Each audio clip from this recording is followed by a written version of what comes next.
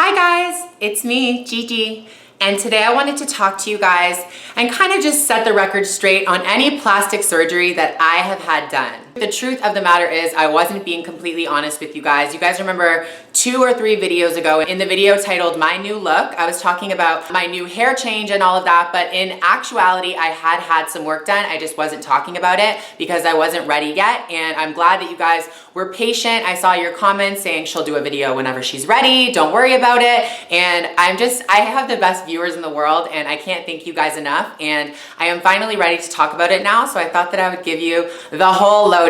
So before we get into the meaty portion of this video, I just wanted to say, for anyone who is against plastic surgery or anti-plastic surgery, maybe you could go somewhere that someone had a fuck to give, because I have no fucks to give at all. These are my surgeries and this is what I wanted for myself. So for you to tell me something different, or anyone else for that matter, is crazy. Bye. I just wanted to also say, I feel like my plastic surgery experience was a little bit different than the average plastic surgery experience, because as you guys know, I am going through a transition. I definitely wanted my exterior to mirror my femininity inside and what I felt for myself. And not everyone who goes through plastic surgery has that battle within themselves. Sometimes it's just, well, most of the time I should say, it's just, I want to look prettier, or my nose bothers me. Like for example, a girl that was bullied in elementary school or high school for her nose, and when she got older she saved up the money and decided to go through with the rhinoplasty, which I also had done. But it is very different for someone like that, because I mean, she may have emotional ties, but it's not conflicting her gender. People don't view her as a male. Do you know what I'm saying? So my surgery, I thought about this for 2 years, probably longer, and it all started with my forehead. I never really loved my forehead. I always thought like it was too big and too square, and I always wanted to change it somehow, but it wasn't until I met someone that had had the forehead surgery done that I was like, oh my God, yours looks so good. And she showed me pictures of her forehead before, and I was like, girl, you sold me. So I was like, oh my God, this is amazing. I can get my forehead surgery. I can live my life. Like, this is gonna be great. But then life kind of came out from under. There were way more battles inside of me that I was destined to fight, other than just a simple feature on my face. I decided that I wanted to live as a woman full-time. When I started researching deeper and deeper into the male and female proportions, I was like, okay, it clicked. This is why it's very uncomfortable for me, because no one else had ever said anything to me, or no one else had ever seen a problem with it, but it was always this battle that I was fighting inside. And another thing that bothered me about myself was my chin. I felt like it was too square, it was too boxy, it would ruin makeup looks for me. It was just something that I hated about myself, just like how I'm sure you guys have things that you hate about yourself. At the end of the day, we are our own worst critic. And lastly, I wanted a rhinoplasty. So after I booked the surgery with the doctor of my choice, and I really recommend that you guys do your research if you're gonna go through with plastic surgery, you need to talk with the doctor, you need to have a connection with the doctor, because it is a very serious thing you're doing. And I'll tell you later in the story, it was not a fun process for me. I went through a very sad, dark time after surgery. It's not just like you get surgery and it's like you wake up beautiful, whatever. So anyways, I'll get into that later. I get there and we talk about all the surgeries. So from top to bottom, what I got done was my hairline was lowered, my brow was shaved, I had a mini eyebrow lift, rhinoplasty, and my chin was shaved down. So morning of surgery, I'm freaking out. I literally thought that I wasn't gonna do it. It sounds so funny to say, but I was like devastated. I was like thinking about the J. Cole Crooked Smile song. Do you guys know it? It's basically, so stupid. It's basically he has crooked teeth and he writes a song about how Hollywood wanted him to get braces and veneers and all that. They said he couldn't make it without his crooked teeth. And then he looks at where he is now in his life and he's like, I still have my crooked teeth and I'm not gonna change them because of society or whatever. I was thinking I could be like J. Cole. I don't need these surgeries. I just kept on thinking about him like cutting my face open and like just really gross stuff. I knew I was gonna be asleep for it, but it still like tripped me out. I was like, do I really wanna be doing this right now? I knew deep down it was what I wanted, so I just, bit the bullet, did it. And I remember they had me waiting in like a hospital room and I was watching fucking Juliana Rancic hosting Demi Lovato's special. They were going through her like drugs and like anorexia, bulimia, eating disorders, whatever. And I was like, bitch, I am going through something way more intense than any drugs or eating disorder could do. Like, this girl should not be having this special. It should be me.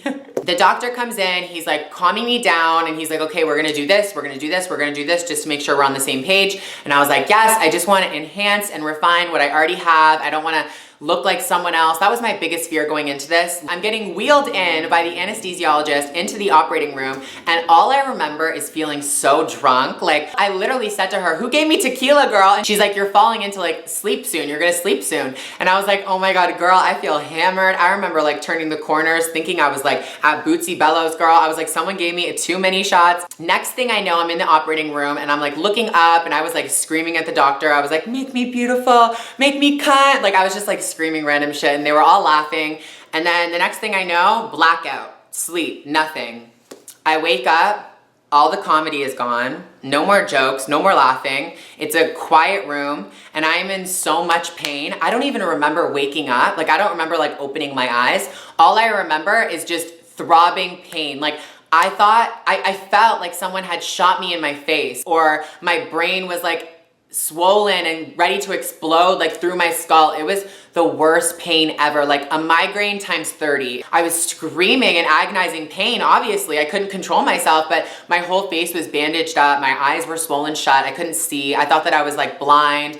And I felt like the tube that they shove down your throat when you get surgery, I felt like I was choking or like drowning, and they kept trying to make me drink, and I couldn't even lift my arms to put a cup to my mouth, let alone eat yogurt, which they wanted me to do.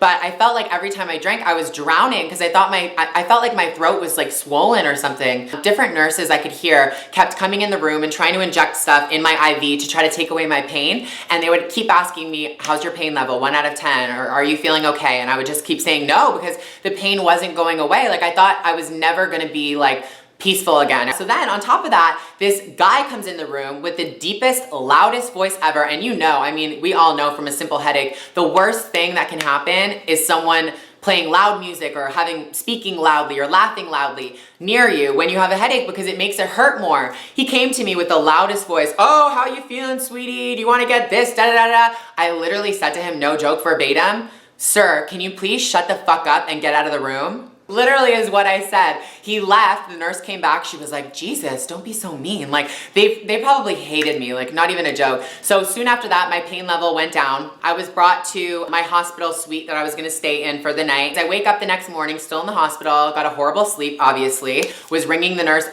every hour of the night. "Bitch, water. Bitch, pain meds. Bitch, massage my feet." So lo and behold, the same male nurse comes in the room with his deep ass, low ass, loud ass voice, and he was like, "Do you need your morning meds or something?" I forgot what he said, but he came in the room again and I was like, wow, this bitch has balls. So I asked him to leave again because he was making my head hurt, and another nurse comes in the room and she was like, "You really shouldn't be so mean to him. He was the one that took away your pain yesterday."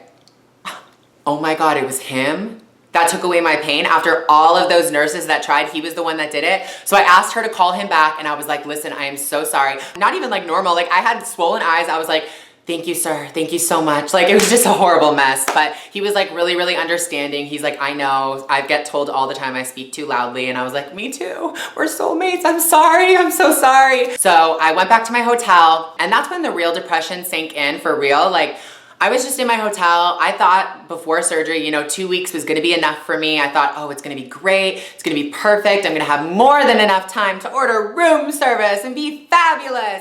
But 2 weeks was just the beginning. It took me at least a month to heal, at least a month. There's nothing that can brace you for looking in the mirror and seeing someone you don't recognize. And I'm not saying like, "Oh, my nose looks smaller" or something. I'm saying like 2 black eyes, blood everywhere, stitches everywhere, hair looking a fucking mess, face swollen out to here. Like, it was so scary for me, and I wasn't ready for it at all. It really does change you as a person going through something like that. I feel now, 2 months later after surgery, I feel great about the surgery. I love how I look. I am still like a little bit swollen, but not compared to what it was before. And regardless of how much you do your research, how much you pay, who goes with you, where the surgery is, it's inevitable that you're gonna feel down and depressed after the surgery, depending on what you got done, obviously. But if it's facial, like for me, I'm happy that I got it done, and I see results changing every day. Like, when I wake up, I'm like, "Oh my God, this is like going down a little," or "Oh my God, my nose is like a little bit different today." So as far as pain levels go for each procedure, I would definitely say, you guys probably already know, my hairline lowering, brow shave, and brow lift